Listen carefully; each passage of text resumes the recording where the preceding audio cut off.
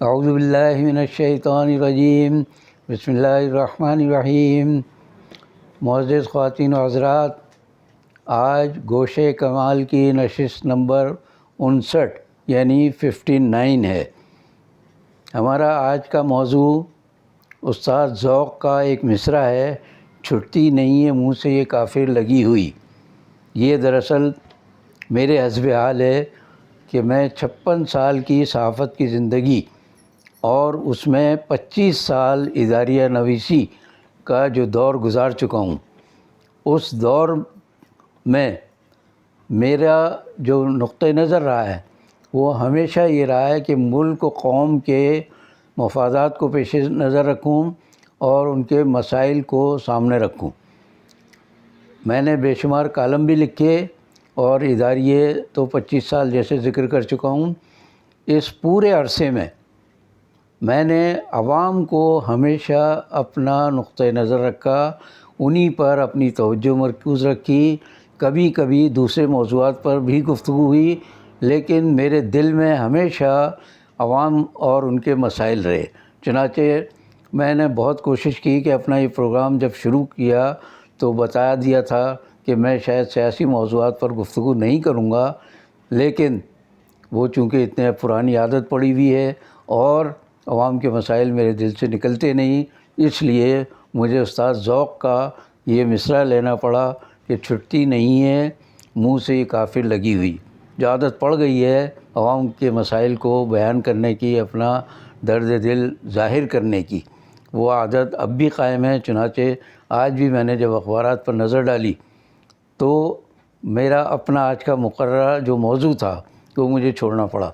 میں نے سوچا تھا کہ آج اپنے مشاہدات و تجربات میں اپنے سامعین و ناظرین کو شریک کروں گا اور انہیں بتاؤں گا کہ اس پورے عرصے میں میری کامیابی اور ناکامیاں کیا رہیں اور ان کے اسباب کیا رہے، تاکہ نئی نسل کو ان سے سبق حاصل ہو سکے۔ لیکن اخبار کی ایک خبر پڑھ کر مجھے اپنا آج کا موضوع چھوڑنا پڑا اور وہی موضوع لینا پڑا کہ جو سیاست سے، ہماری معیشت سے اور معاشرت سے تعلق رکھتا ہے۔ چنانچہ مجبوراً میں دوبارہ سیاست، معاشرت اور معیشت کی جانب آیا ہوں۔ آج کی خبر میں بعد میں بتاتا ہوں، پہلے یہ بتا دوں کہ تمام تر دعووں کے باوجود جو پچھلی حکومتیں اور موجودہ حکومت عوام سے کہتی چلی آ رہی ہیں، بیان کرتی چلی آ رہی ہیں، نعرے لگا رہی ہیں، دعوے کر رہی ہیں، ان سب کے باوجود ملک میں کھانا پینا تو الگ رہا، روزگار تو بہت الگ رہا، امن و امان کی بھی صورتحال مناسب نہیں ہے۔ یہ بھی روز بروز بگڑتی جا رہی ہے۔ گویا ہم لوگوں کو جان و مال کا تحفظ نہیں دے سکے، انہیں امن و امان فراہم نہیں کر سکے۔ اس کے باوجود دعووں کی ایک لمبی قطار ہے کہ جو ختم ہونے کا نام ہی نہیں لیتی۔ تو میں کراچی کی اصل میں یہ خبر ہے، وہاں سے بات شروع کر رہا ہوں۔ کراچی کے بارے میں بار بار بیان کیا جا چکا ہے کہ یہ ملک کا سب سے بڑا، سب سے زیادہ تعلیم یافتہ اور ترقی والا شہر ہے۔ میں نے شاید ایک بار پہلے یہ کہا تھا کہ پاکستان سے باہر دنیا کے لوگ بعض اوقات پاکستان کو نہیں جانتے، کراچی کو جانتے ہیں۔ وہ کراچی کو پاکستان سمجھتے ہیں، اور ہے بھی حقیقت میں کراچی کو منی پاکستان کہا جاتا ہے۔ تو یہ شہر، اس شہر میں جو امن و امان اور جرائم کی صورتحال ہے وہ آج کی ہماری اس گفتگو کا موضوع ہے۔ اس میں یہ بتانا ایک بار پھر ضروری سمجھتا ہوں کہ پاکستان بھر کی جو قومی محاصل ہیں ان میں 60 سے 70% کراچی دیتا ہے، یعنی قومی جو اخراجات ہیں ان کو پورا کرنے میں 60 سے 70% حصہ کراچی کا ہوتا ہے۔ کراچی اتنی زیادہ رقم دے کر بھی اپنے لوگوں کو نہ جان و مال کا تحفظ فراہم کر سکتا ہے، نہ ان کی عزت و آبرو محفوظ ہے، اور نہ ان کے مسائل حل ہونے کا نام لیتے ہیں۔ چنانچہ آپ دیکھیے کہ پاکستان میں جب بھی مردم شماری ہوئی، اور بالخصوص پچھلی مردم شماری، میرا خیال ہے پچھلا 2-3 سال کا دور تو اس قدر بے ایمانی کا دور رہا ہے کہ مردم شماری میں بھی پاکستان کے عوام کو یہ دھوکہ دیا گیا کہ کراچی کی آبادی 1.5 کروڑ سے زیادہ نہیں ہے، جبکہ 2.5 سے 3 کروڑ کے درمیان آبادی ہے۔ اب یہ شمار اس لیے نہیں کرتے کہ پاکستان میں جو دوسرے صوبوں کے لوگ آ کر رہتے ہیں وہ یہاں کے وسائل سے فائدہ اٹھاتے ہیں، یہاں کے وسائل میں اضافہ بھی کرتے ہیں، لیکن زیادہ آمدنی کا حصہ اپنے آبائی صوبوں کو منتقل کر دیتے ہیں۔ ان کے شناختی کارڈ بھی اپنے آبائی علاقوں کے ہیں، اس لیے ان کو کراچی کے لوگ شمار نہیں کیا جاتا۔ تو اس لحاظ سے اگر دیکھا جائے تو 1.5 کروڑ آبادی وہ ویسے ہی کم کر دیتے ہیں کہ یہ کراچی سے ان کا کوئی تعلق نہیں ہے، اس لیے کہ ان کے شناختی کارڈ یہاں کے نہیں ہیں، ان کے آبائی گھر دوسرے صوبوں میں ہیں۔ تو اس حساب سے آبادی جب ہماری 3 کروڑ سے 1.5 کروڑ کر دی کراچی کی، تو وسائل بھی اسی حساب سے دیے جاتے ہیں۔ حالانکہ مسائل جن لوگوں کی وجہ سے پیدا ہوئے یا اضافہ ہوا، ان کے حساب سے حکومت پاکستان کو سندھ حکومت اور کراچی کے لیے زیادہ رقم مختص کرنی چاہیے۔ یہ ناانصافی نہیں ہے کسی کے ساتھ، بلکہ کراچی والوں کا حق ہے یہ، اور جس میں دوسرے صوبوں کے لوگ جو یہاں کر بسے ہیں مستقل طور پر یا عارضی طور پر، وہ بھی شامل ہو جاتے ہیں ان وسائل میں، انہیں بھی فائدے ہوتے ہیں۔ وہ سب بھی اسی طرح کی پریشانی سے دوچار ہیں جس طرح کراچی کے پرانے شہری، جن میں سندھی، بلوچ اور مہاجر زیادہ تعداد میں تھے کسی زمانے میں۔ تو اس لیے آپ دیکھیں کہ امن و امان کے لیے بھی جو اخراجات رکھے جاتے ہیں، اول تو وہ ان کے جو ضروریات ہیں ان سے بہت کم ہوتے ہیں۔ پھر دوسرا مسئلہ ملک کا جو ہمہ گیر مسئلہ ہے وہ یہ ہے کہ وہ بھی پورے خرچ نہیں ہوتے، اس کا بیشتر حصہ خرد برد کی نظر ہو جاتا ہے، بندر باٹ ہو جاتی ہے اس کی۔ تو اس لیے کراچی کے وسائل بھی جو اس کے لیے دیے جاتے ہیں وہ بھی اس کو نہیں ملتے، وہ بھی اوپر ہی اوپر یا بالا ہی بالا خرچ ہو جاتے ہیں۔ اب امن و امان کا جہاں تک تعلق ہے تو ظاہر ہے اس کا بہت بڑا تعلق محکمہ پولیس سے ہے۔ اب مزے کی بات یہ ہے کہ پولیس کے معاملے میں سندھ حکومت اور پولیس کے جو حکام ہیں ان کے درمیان ہمیشہ کشمکش رہتی ہے، اس لیے کہ پولیس کے حکام بالا وہ مرکز سے آتے ہیں، وفاق سے آتے ہیں، سندھ سے ان کا تعلق نہیں ہوتا۔ چھوٹے موٹے جو پولیس اہلکار ہیں ان کا تعلق کہیں کہیں سندھ سے ہوتا ہے، لیکن ان میں بھی بیشتر سندھ کے مقامی لوگ نہیں ہوتے، اور کراچی کے لوگ تو بالکل برائے نام ہوتے ہیں۔ تو جو لوگ باہر سے آ کر یہاں کا نظم و نسق سنبھالیں گے، جب کہ ان کا کیریکٹر سب کو معلوم ہے کہ کس کردار کے لوگ ہوتے ہیں، تو وہ کس طرح امن و امان کو قائم رکھ سکیں گے۔ بالکل نفسیاتی اور فطری ایک وجہ میں بتا دوں آپ کو کہ جس علاقے میں پولیس وہاں کی نہیں ہوگی، باہر کی آئی ہوئی ہوگی، تو وہ مقامی لوگوں کو اپنا محکوم اور تابع سمجھیں گے، تو اس لیے وہ ان کے ساتھ سلوک بھی ایسا ہی کرتے ہیں۔ پھر ایک اور نفسیاتی بات کہ جو لوگ مقامی طور پر رہائش نہیں رکھتے، ان کے خاندان کے لوگ یہاں رہائش پذیر نہیں ہوتے، تو وہ ظلم و تشدد بھی کریں اگر، تو ان میں کوئی شرم و حیا باقی نہیں رہتی، اس لیے کہ انہیں تو کہیں جواب ہی نہیں دینا ہے۔ ان کے اپنے بچے بھی بچے اگر یہاں رہتے ہوں زیادہ، تو انہیں خیال آئے محلوں میں ان کے مکانات ہوں، تو انہیں خیال آئے کہ بھئی ہم ظلم کر کے تھانے میں اب جب گھر پہنچیں گے محلے والے ہمارے کیا کہیں گے، گھر والے ہمارے کیا کہیں گے۔ ان کو کسی کو پتہ ہی نہیں ہوتا کہ کیا ظلم و تشدد کر کے آئے، اور اسی لیے بدامنی یا جرائم میں پولیس کا کردار بہت بڑا ہے۔ اب میں صوبائی تعصب سے ہٹ کر یہ بات کہہ رہا ہوں، خدا نخواستہ کسی صوبے کے خلاف نہیں ہے یہ بات، پولیس کا ایک کردار ہے، اور وہ کردار چاہے وہ پٹھان ہو، پنجابی ہو، مہاجر ہو، سندھی ہو، کوئی بھی ہو، وہ ویسا ہی کردار ادا کرے گا۔ جس شخص کا جو کام ہے، میں آپ بہت پرانی ایک مثال دے رہا ہوں، کسی زمانے میں ہم جب کورنگی میں جا کر آباد ہوئے 1959 یعنی 59 میں ایوب خان نے ہمیں قائد آباد کا حصہ قرار دے کر اور کورنگی بھیج دیا۔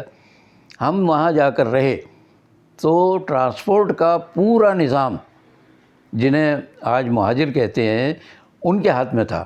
کنڈکٹر بھی مہاجر، میں کہہ سکتا ہوں کہ شاید 100% کنڈکٹر اور ڈرائیور مہاجر ہوتے تھے، لیکن کنڈکٹر کا اور ڈرائیور کا جو کردار ہے، جو مزاج ہے، وہ ان میں بدرجہ اتم موجود تھا۔ اس کے بعد کچھ پنجابی اور زیادہ تر پٹھان آئے اس شعبے میں، ٹرانسپورٹ کے شعبے میں، اب جناب وہ کہنے لگے لوگ یہ پنجابی ہے، یہ پٹھان ہے، یہ ایسے اس لیے ظلم کر رہے ہیں. بھائی ظلم نہ پنجابی کر رہا ہے نہ پٹھان کر رہا ہے، بلکہ وہ کردار جو ہے، چاہے کنڈکٹر ہے چاہے ڈرائیور ہے، اس کردار کا تقاضا ہے کہ یہ ظلم کرے، لوگوں کو لوٹے، ان کو دھکے دے، دھوکے دے، خراب بسیں، خراب سروس ان کو فراہم کرے. تو یہ ایک کردار ہے. اس سے کسی صوبے کا، کسی علاقے کا، کسی زبان کے لوگوں کا کوئی تعلق نہیں ہے.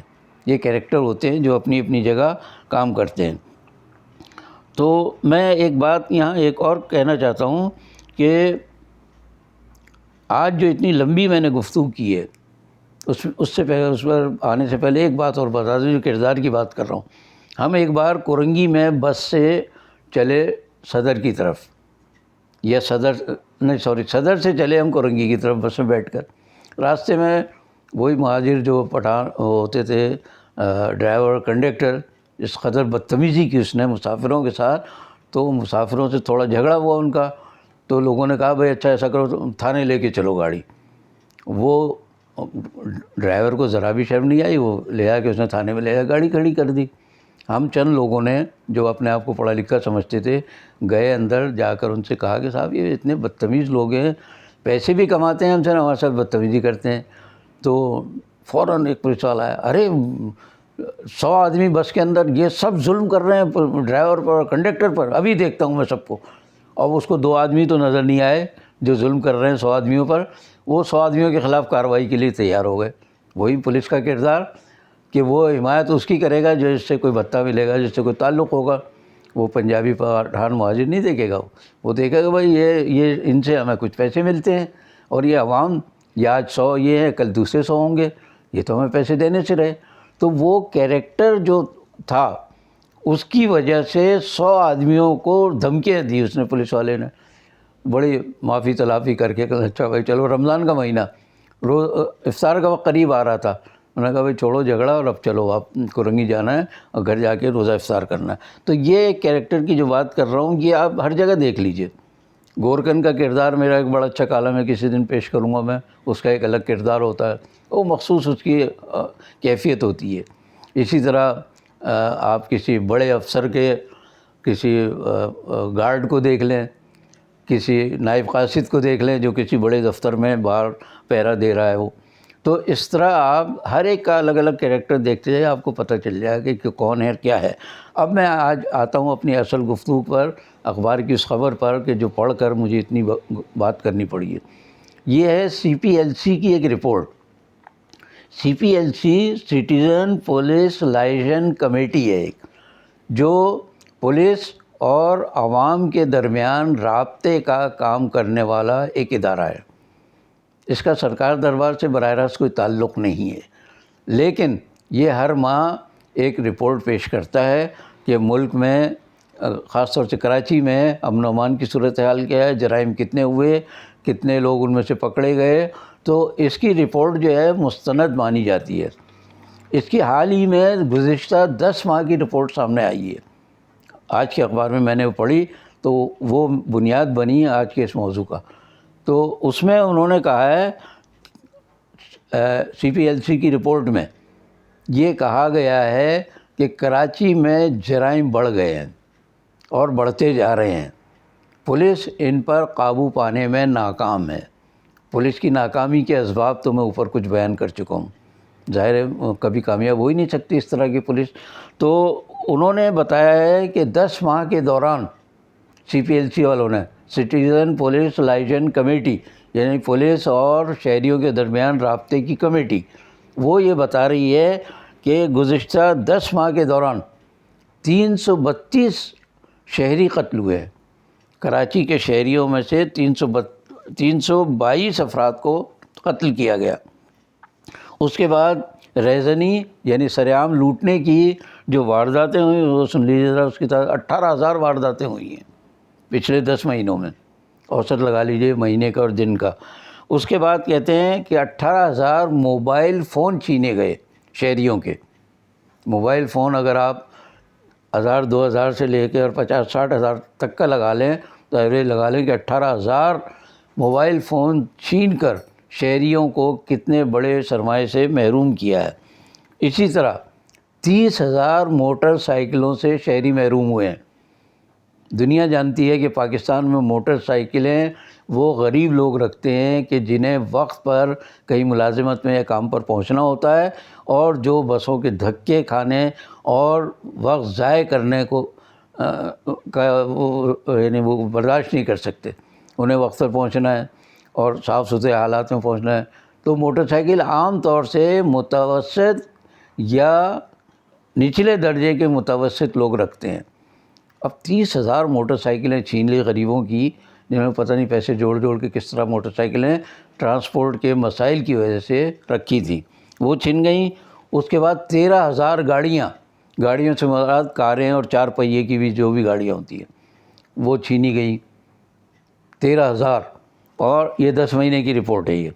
اس کے بعد آپ دیکھیں کہ بے شمار چھوٹے موٹے جرائم ہیں، دھوکہ دینا، کم تولنا، جھوٹ بول کر جعلی چیزیں فروخت کرنا، ان کا تو کوئی شمار ہی نہیں ہے۔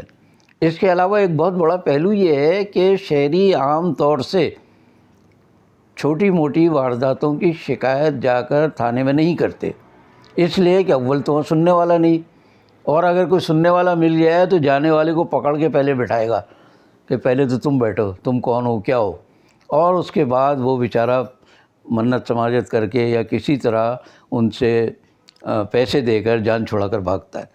تو تھانے میں جانا آسان نہیں ہے اپنی کسی شکایت کو لے کر بھی۔ آپ لوٹ گئے، پٹ گئے، کچھ بھی ہو، چپ چاپ بیٹھ جائیں۔ تھانے گئے اور اس کے بعد ایک نئے سلسلے میں پھنسیں گے۔ مجھے حالانکہ آج کا موضوع نہیں تھا وہ، لیکن مجھے اپنا حیدرآباد کے زمانے کا واقعہ یاد آ گیا کہ میرے ماموں کی دکان میں چوری ہوئی، انہوں نے لے آ کے تھانے میں رپورٹ درج کرا دی۔ اب جناب روزانہ 2-4 پولیس والے آ کے بیٹھ جاتے دکان میں، لاؤ بھائی کاغذ منگواؤ، ہمارے لیے پین منگواؤ، ہم رپورٹ لکھیں گے، اور چائے منگواؤ، اور سگریٹ کا تو ان کا تھا ہی کاروبار، سگریٹ کا پیکٹ رکھو، اور روزانہ یہ کرتے اور ادھر ادھر کی بات کا، اچھا بھائی کل پھر آئیں گے۔